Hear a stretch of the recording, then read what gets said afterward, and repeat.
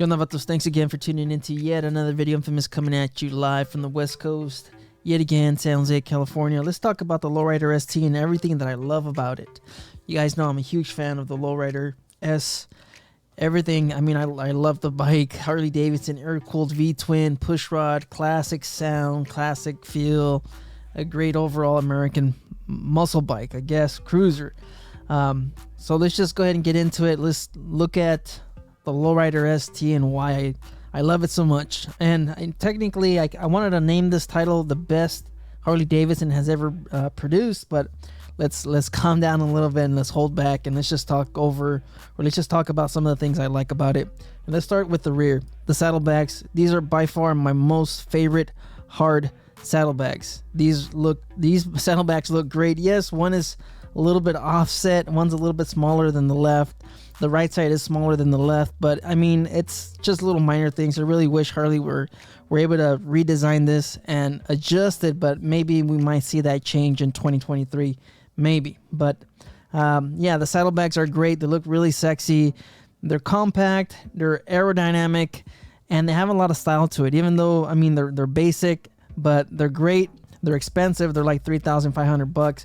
And they're quick detach, meaning you don't have to use tools to get them off. It's a quick detach, which is something that I really love and enjoy, being able to take off the saddlebags, take off the extra weight, and have a little weekend cruiser or something along those lines, kind of like my build. So let's go ahead and just move up to the 117. That is pretty cool. Yes, it's not much of a performance, but it's nice that they threw that all in there. The air breather is pretty cool as well. You have mid controls. That is what I absolutely love. I love having mid controls on my cruisers. I do. So as far as a 117, it's great. All right, a stage 1 on this thing is gonna feel pretty good. A stage 2, it's gonna feel even that much better. So I'm glad Harley went ahead and threw a 117. It's not a deal breaker. I mean, this bike would have been great even with a 114. But it's nice to see that Harley went ahead and threw in a 117. It should have had the 117 since 2020, but that's not this video. I don't want to rant about it, but that's another thing that I love. The 117 and the mid controls, it just gives you more of a better feel on the bike. You're a little bit more agile. You have more control over the bike.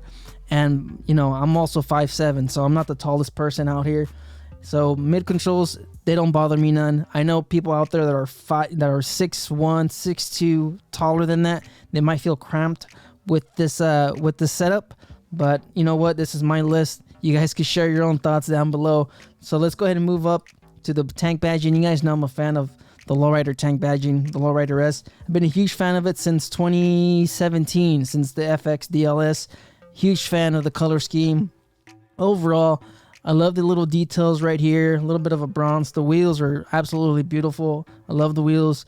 I love the overall, just the way it ties in and everything else. So let's move on up to the new fairing. Now, at the beginning of last year when I started seeing the leaked images, I wasn't a huge fan of this fairing. It was black. It didn't highlight any curves, any design. It just looked plain to me. It didn't look right. But up until I saw this in gunship gray, it changed my mind completely. So I'm a fan now. I like the overall look of the fairing. It's a frame mounted fairing, so it gives you a little bit more wind protection, and I'm pretty sure they're going to have multiple accessories and add-ons for this fairing, so I am excited about that. And somebody on IG was just mentioning on my IG, on my Instagram, they were just mentioning, wait until you see this thing with pinstriping, with a little bit of design, a little bit of a custom paint. This thing's really going to pop when it's in black, because like I said, it looks a little bland in black, but seeing it in gunship gray, and then potentially, you know, thinking in my head, pinstripes, cool little designs, more of that, you know, West Coast flake style, kind of like my helmet, my Gringo S. This thing's gonna look hot. It's gonna look amazing, completely amazing. All right, so now let's talk about everything that I like about the Lowrider S, all the little neat features, everything that I already made a video about, why it's worth the extra $3,000. Let's just go ahead and do a quick, a quick little recap of that. Of course, I already mentioned the full rear fender, which is great. You also have a 5-gallon tank on this thing, which is something that I really need. or I think most people should have. I just don't know why the Street Bob went from a 4.7 down to a 3.5 gallon tank. It doesn't make any sense hardly.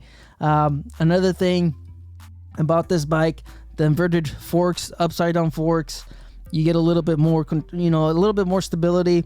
But yeah, you know what, people were saying otherwise, but when I test rode this compared to the other ones on that back road, it felt better to me, especially the Fat Bob. It has that fatter tire, and it just soaks up a little bit better the imperfections of the road. So inverted forks, dual disc brakes, of course, something that helps out quite a bit. If you guys remember Nick from Laidlaws, he had a 2018 FXLR, which is a lowrider, and he had a stage 4 in that thing, and he traded that in for a 2021 FXLRS, which is a lowrider S.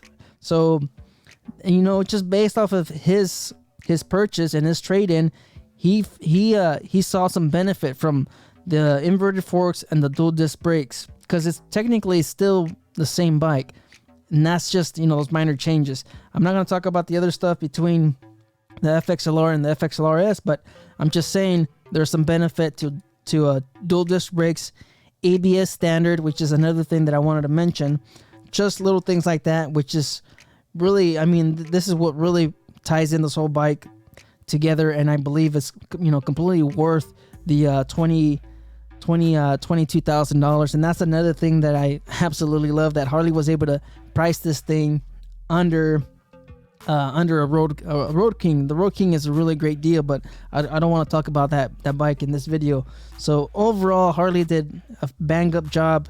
They knocked it out of the park with this one. I'm a big fan of it, and I can see why people or dealers are marking up these bikes for $35,000. I can see why. It's a great bike. It's a great overall build. It ties everything together. You know what? It just feels great. I'm looking forward to seeing this thing in the dealerships. So that's what I love about this bike. All of that. Also, one more thing to mention. You also have cruise control standard on this. Another great little detail just to tie it all in for $22,000. You can't go wrong with this bike, guys. This is maybe by far Harley's best air-cooled V-twin. So thank you for tuning in. Thank you for liking the video. Thank you for sharing your feedback. Go ahead and share your thoughts down below. Thank you very much. Thank you for all the support. You guys just stay out there, stay safe. Don't believe everything you read. Life's a risk. Get out there and ride. Later.